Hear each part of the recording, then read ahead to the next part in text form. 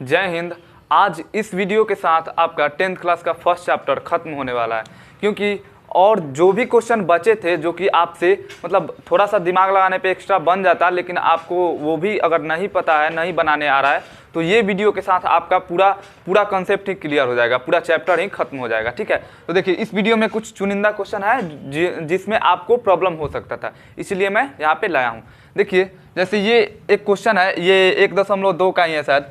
6 का power n के लिए क्या n का कोई ऐसा मान है जिससे 6 का पावर n 0 पर समाप्त होगा। तो देखिए 0 पर समाप्त होने के लिए आप प्रमेय अगर पढ़े होंगे एनसीईआरटी में, तो वो दिया गया है कि उसका क्या होना चाहिए, 2 और 5 के रूप में जिसका गुणनखंड होगा वो क्या होगा, 0 पे समाप्त होगा, मतलब कि उसमें 0 आएगा लास्ट में। ठीक है, इकाई दहाई जो भी जितना भी स्थान है, मतलब इसके हिसाब से गुणनखंड के हिसाब से पता चलेगा कितना 0 आएगा। लेकिन हाँ, इसमें कह रहा है कि 0 पर समाप्त होगा, यानी एक भी 0 हो तो हो सकता है, तो ये दोनों होना चाहिए, 2 और 5 दोनों। लेकिन अगर 6 का हम गुणनखंड करें तो 2 गुना 3 आएगा, ऐसे ही ना आएगा, फिर आगे जितना अगर n का मान रखेंगे फिर 2 गुना 3 ये ऐसे आएगा, फिर 2 गुना 3 ऐसे बढ़ता जाएगा। लेकिन यहाँ पे 5 तो है नहीं, तो क्या ये 0 पर समाप्त नहीं होगा। और रीज़न यही लिखिएगा आप, क्योंकि किसी भी संख्या का पावर अगर कितना भी रखे, अगर उसका गुणनखंड 2 और 5 के रूप में रहे तभी वो 0 पे समाप्त होगा, अन्यथा वो 0 पे समाप्त नहीं होगा। ठीक है, तो इसके लिए ये हो जाएगा कॉन्सेप्ट, इसको समझ लीजिए और लिख लीजिए। अब देखिए आगे इसको देखते हैं, ये भी समझना आपको ज़रूरी है।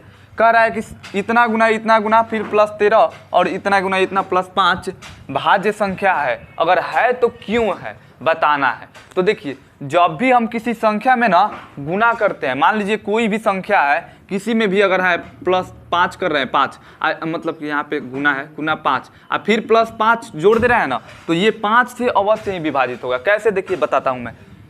यहाँ पे इस संख्या में हम लोग क्या, दोनों जगह 13 है तो 13 कॉमन ले सकते हैं। 13 कॉमन लेंगे तो क्या हो जाएगा, ये 7 गुना 11 प्लस यहाँ पे 1 आ जाएगा। ठीक है, ये आ जाएगा। अब इतना को हम हल करेंगे तो 7 गुना 11 क्या हो जाएगा, 77। 77 में फिर प्लस 1 जोड़ेंगे तो 78 हो जाएगा। 78 में 13 से गुना कर रहे हैं, अब भाग भी देना है। मान लीजिए अगर 13 से फिर भाग देंगे तो ये 13 कट गया ना, यानी कि पूर्ण रूप से कट जा रहा है, या अर्थात मतलब कि क्या है, ये भाज्य है। यहाँ पे भी 5 है इसमें और 5 जोड़ रहे हैं, तो 5 क्या होगा, कॉमन हो जाएगा, और इसका जो भी हल आएगा फिर 5 गुना उतना होगा, और फिर ये 5 से विभाज्य है, यानी कि ये स्वयं और 1 के अलावा 5 से ये भी विभाज्य है, और ये स्वयं और 1 के अलावा 13 से भी ये भी विभाज्य है। तो अर्थात क्या है, ये भाज्य संख्या है, यही आपको लिखना है। ठीक है, लिखना है यही कि ये संख्याएं 1 और स्वयं के अलावा ये जो है 13 से विभाज्य है, और ये जो है 5 से विभाज्य है, इसलिए ये अभाज्य संख्या है। अभाज्य नहीं, भाज्य संख्या है। ठीक है, अभाज्य वो होता है जो स्वयं और 1 के अलावा किसी से ना विभाजित हो। ठीक है, मतलब किसी से विभाजित ना हो। ठीक है, अब देखते हैं। अब देखिए एक्सरसाइज 1.2 का 7वां नंबर क्वेश्चन है, उसको भी मैं थोड़ा बता दे रहा हूँ, थोड़ा आपको प्रॉब्लम हो सकता है।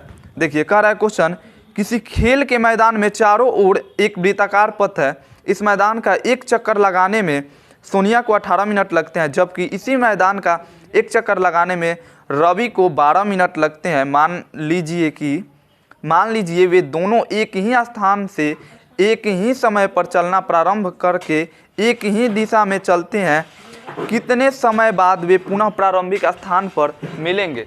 देखिए इसको समझना है। मान लीजिए कोई भी है, सोनी है, सोनी है और रवि है, शायद कुछ भी नाम हो, कोई दिक्कत नहीं, उससे मतलब नहीं है।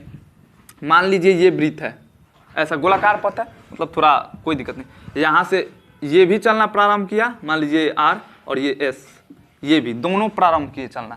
ठीक है, ये भी, ये इसका मान लीजिए इसका तेज है तो ये आगे जाएगा, पहले ये तेज जाएगा और ये थोड़ा स्लो जाएगा। तो कह रहा है कि कब ये मिलेंगे, तो यहाँ पे क्या हम कौन सा लेंगे, कम से कम जो पहला बार मिलेंगे वही ना। मतलब क्या, मान लीजिए ये गया यहाँ पे आया, ये यहाँ पे आएगा, यहाँ पे आएगा, और ये क्या होगा, यहाँ पे फिर जाएगा ये, और ये थोड़ा स्लो आएगा, तब तक ये तेज होते होते ये जाएगा, तब तक ये आ जाएगा तेज वाला, कभी ना कभी मिलेगा। तो क्या लेंगे, जो पहले बार मिला, मतलब कि मिनिमम। यहाँ पे क्या समझना जरूरी है, थोड़ा समझिए क्वेश्चन को। यहाँ पे क्या है, पहली बार ही मिलेंगे तभी ना लेंगे, यानी कि मिनिमम। और कितना बार मिलेंगे ये तो नहीं दर्शाया गया है, तो कितना बार, अगर कितना बार मैक्सिमम मिलेंगे तो वो HCF का पार्ट हो जाता, मतलब कितना बार अधिकतम पूछता तो। लेकिन ये क्या कह रहा है, मतलब पहली बार ही मिलेंगे, कोई इसमें कंडीशन नहीं दिया है कि पहली की या आखिरी, लेकिन कह रहा है कि मिलेंगे कब, मतलब कि कितना मिनट बाद ये मिलेंगे। तो वही है, पहली बार मिलेंगे उसी को हम लेंगे, तो उसके लिए क्या करेंगे, हम LCM निकालेंगे। ठीक है, लोवेस्ट कॉमन फैक्टर होता है LCM, नहीं लोवेस्ट कॉमन मल्टीप्लिकेशन, मतलब कि LCM होगा। तो ये पहली बार के लिए हम ले सकते हैं, तो पहली बार के लिए क्या करेंगे, हम LCM निकाल देंगे। तो कितना था यहाँ पे 12 मिनट और 18 मिनट, तो यहाँ पे 12 और 18 का क्या करेंगे, LCM निकाल देंगे। तो LCM क्या हो जाएगा, ये 2 से ये 6 और ये 9, फिर ये 2 से ये 3 और ये नहीं कटेगा, 2 से तो नहीं कटेगा, अब 3 से, 3 दूना 6 और 3 त्रिका 9, ये 3 दूना 6, 6 दूना 12, 12 36 मिनट, यानी कि 36 मिनट बाद ये दोनों मिल जाएंगे। ठीक है, ये आपका फाइनली आंसर हो जाएगा। ऐसे आप समझ भी सकते हैं इसको, यहाँ पे आप वृत्त बनाकर मतलब एक दूसरे को चलाकर आप देख सकते हैं, ऐसे कलम से अपना माइंड में सेट करके देख सकते हैं, आ जाएगा, कोई दिक्कत नहीं है। अब देखिए 1.4 का जो तीसरा क्वेश्चन है हम लोगों का, इसमें चौथा क्वेश्चन है, लेकिन 1.4 एक्सरसाइज में जो तीसरा क्वेश्चन है, ये तीनों है। इसमें कह रहा है कि बताइए कि क्या ये परिमेय है या अपरिमेय है।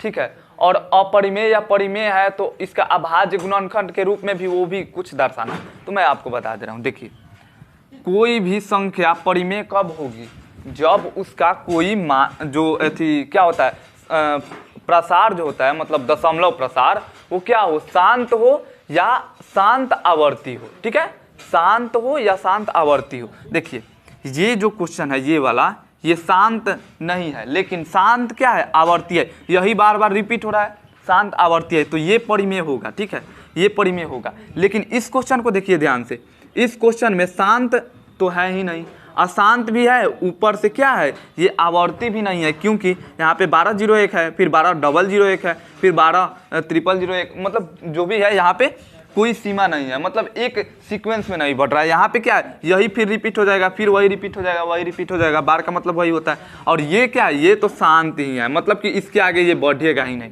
तो ये क्या हो जाएगा, ये परिमेय हो जाएगा, और ये भी परिमेय हो जाएगा, और ये होगा अपरिमेय। ठीक है, अब बात करना है कि अभाज्य गुणनखंड। तो देखिए इसके बाटा वाला जो होगा, हर का जो अभाज्य गुणनखंड होगा, इसका हमेशा क्या होगा, 2 गुना 5 के रूप में ही होगा हर बार। ठीक है, या तो 2 हो या 5 हो, दोनों का कोई में से किसी में से एक होगा, तभी ये शांत है। अब देखिए, और ये जो होगा, ये 2 और 5 के अलावा जो है वो किसी और संख्या का भी ये होगा। ठीक है, तभी ये आवर्ती है, बार बार है।